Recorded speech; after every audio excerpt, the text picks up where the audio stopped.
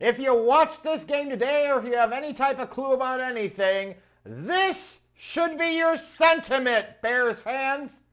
Because what you saw this afternoon ultimately boiled down to another 3 hours wasted on, you guessed it, Bears football! Oh boy, what an experience that was. This was one of these games where it was a dick tease, right? Like a little coddling of the sack, a little stroking of the shaft, and just when you think you might erupt, all the foreplay stops and you get back to reality.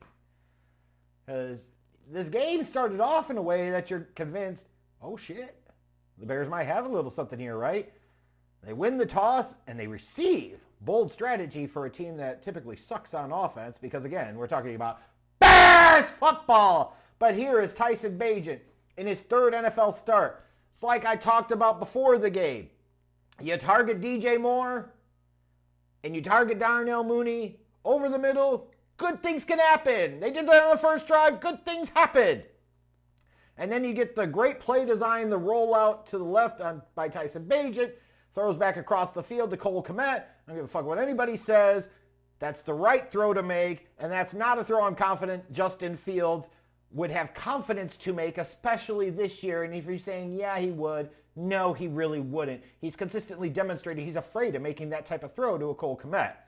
You know, the throw, was it on the money? Was in the vicinity? And I'd like to think that the tight end that you gave top 10 at the position money to, that's 6'5", 260-ish pounds, can come down with that ball, and he fucking did, right? Now, of course, it's the Eberflus-led team. It's the Eberflush defense.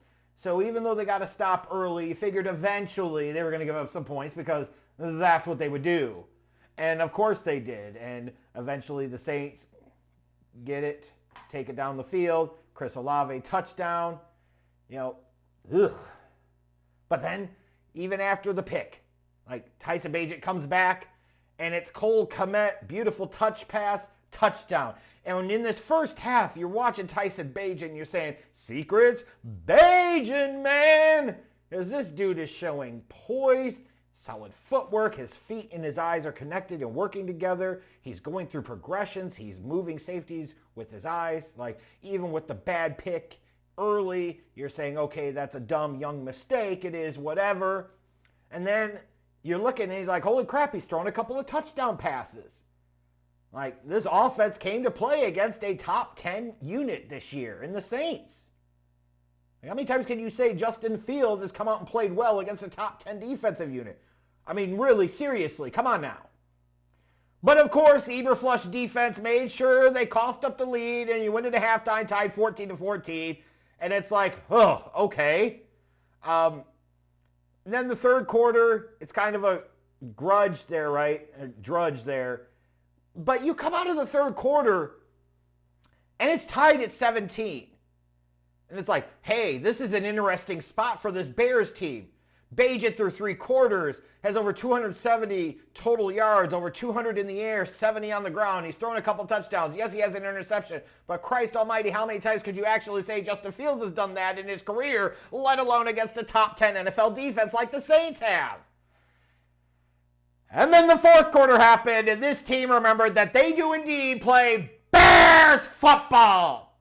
Where Tyson Bagent's first pick, when he was throwing to Cole Kmet, was a combination of a bad decision. You can't throw into that hole in the zone like that. You have to know the coverage that's there. Combined with Cole Kmet not coming back aggressively to the ball. So it was like bad decision, not great throw, and then a bad play by the tight end. There's your first interception. The second one, he's got to lead Darnell Mooney more, but then Darnell Mooney also put himself in a spot whereby rounding off, I won't say rounding off, but like deviating from the route a little bit and not going flatter. At least the way I saw it, I could be wrong here. But it felt like he helped cause the pick as well. But Tyson Bagent's got to be able to make that throw. And then later on, that third interception, another example to Tyler Scott, he doesn't lead him.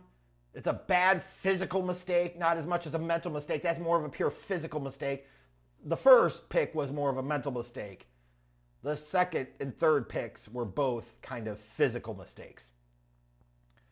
And he's got to take some blame there. Certainly does. And you see, this is how it should work, Bears fans. Is when the quarterback makes good plays, you say, great. When he makes boners, you say, bad. You don't come up with 111 bajillion goddamn excuses for it. Period. In the fourth quarter, he stunk in a spot where the Bears could have won this game. And some might argue they should have won this game. And as many backflips as the Saints can do, the Bears fans got a little bit of doink drama during the game. The Saints got a little bit of that back in kind late. The Saints won the turnover margin here 5-0. And only won this game by 7 points. There's blame to go around here. It's, again, easy to just sit there and point at Tyson Bagent and say, oh, it's 4 turnovers. You look at that last fumble. I mean, come on, that combo Cody Whitehair, Larry Borum whiff block. Like, Bagent's trying to make a play. He gets blindsided, fumbles. Shit like that happens. Just like it's happened with Justin Fields. Just like it used to happen with Mitchell Trubisky. Just like it used to happen with Jay Cutler. Just like it used to happen with Rex Grossman. I can go fucking on. Right? Tyson Bagent needed to be better. Needed to protect the ball better. And he didn't today. Shit happens. But the defense needed to be better. Oh, look, Montez Sweat got a quarterback hit. That's what you're paying $24 million a fucking year for. And outside of the easy touchdown to Juwan Johnson given up in the fourth quarter, where Jack Sanborn looked fucking lost in coverage, as did the rest of the Bears, because Johnson just streaking wide open in the end zone. You're watching Sanborn today and you're saying, oh, he's doing everything that Tremaine Edmunds is supposed to do, yet Tremaine Edmunds is the one that got the big contract in free agency. Excuse the fuck out of me if I'm not 100% bought in on the Montez Sweat trade. Just saying. I'll do a video about that probably Monday or Tuesday morning. But this is kind of one of those frustrating games. But at the same point in time, not so much, baby. Because the Bears protected the tank. They're 2-7. Yet another piece of evidence as to why Eberflus needs to fucking be fired. I look at the first drive of this game. When you talk about coaching malfeasance, the Bears are moving the ball a little bit. And you get to third down. Or, excuse me, you get in that first drive. Which you would assume are scripted plays, all of this shit. Gutless Getsy doesn't have it together. They have to burn a timeout. And what do they call when they come out of the timeout? You'll never guess. Put them up. Put them up. I'm going to use this time to my advantage. We're going to get creative. We're going to do something they've never seen before. There's no film on this. 1st and 10. Halfback dive. Bears football! You can't even make it through the first drive of the game without burning a timeout because you're fucking ill-prepared when you've had all week to fucking prepare. So this sucked, right? It was a game that was starting to look promising, but at the end of the day, they came through, baby. Bears football, one thing they've gotten better at in recent years is protecting the fucking tank, and they certainly did here. Now, to all of those fucking Justin Fields marks, let's talk about this for a moment. Ooh, what this shows is that Tyson Bagent's a backup, and that's okay. No. What this shows is the Bears have 2 backup quarterbacks, and they're going to be going into next season looking for a starter, which is not okay. You're tearing down Tyson Bagent. Now, I never said Tyson Bagent was going to be the long-term answer at the quarterback position. Tell me where I said that. Do I think that overall it seems like he can execute this offense better than Justin Fields can? Oh, absolutely. He showed that today. You take away the picks, you're feeling a lot different about his performance. Now, I'll get on the picks in a moment. But this shit here. Oh, Justin Fields has got to be the guy. He's got to get the rest of the way. Why? Fields has shown enough. He's not the fucking dude. Get that through your thick fucking skulls. Like above everything else, the fact that he just missed his 3rd consecutive game. He can't even get the most important ability, which is the ability of availability down. let alone all the other quarterback nuance shit. But to those that are saying, well, Justin Fields would never, well, you look at this game through 3 quarters, Justin Fields would never have this type of performance against a top 10 NFL defense, over 270 total yards, 2 touchdown passes. Give me a fucking break. To those that are saying, well, you look at Tyson Bagent, he had 4 turnovers. Oh, God, thank God, Justin Fields back on Thursday night. Need I remind you that in Justin Fields' 5th start of his career against the Tampa Bay Buccaneers in 2021, so it's a somewhat relevant comparison, I know, going up against the defending champ, but obviously a high-level defense, right? Justin Fields was 22 of 34 for 184 yards, no touchdowns, 3 interceptions, 3 fumbles, lost 2 of them, 8 carries for 38 yards, and also 8 forced sacks.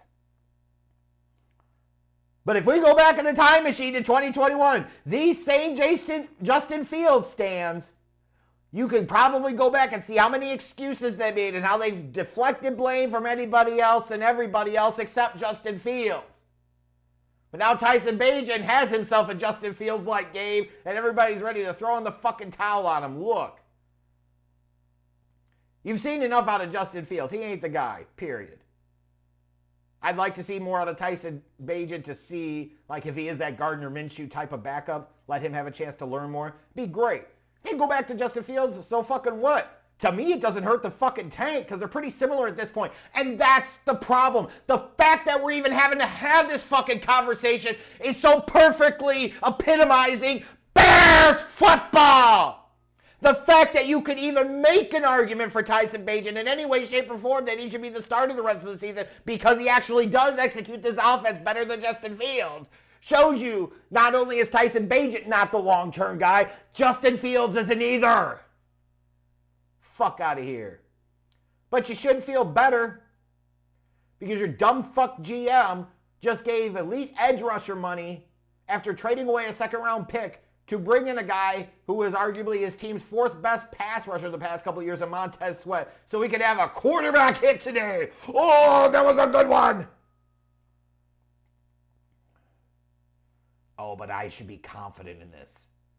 Same asshole that gave up a second-round pick for Chase Claypool. Same asshole that overpaid like crazy for fucking Tremaine Edmonds in free agency, right? Fucking, you got bareback Jackson trying to poke the ball instead of tackling, like, just all types of dumb shit today. The Saints made it harder on themselves, frankly, than they needed to. Like, just go at Tyreek Stevenson all day outside and throw it a bunch of times to Kamara and Miller over the middle.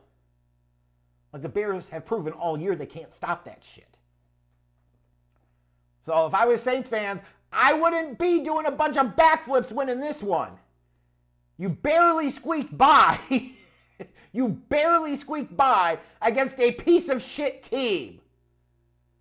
What we saw in the Superdome were 2 teams doing their best to play Bears football. Nobody really wanted to win this one. And who did win it? Certainly nobody that watched.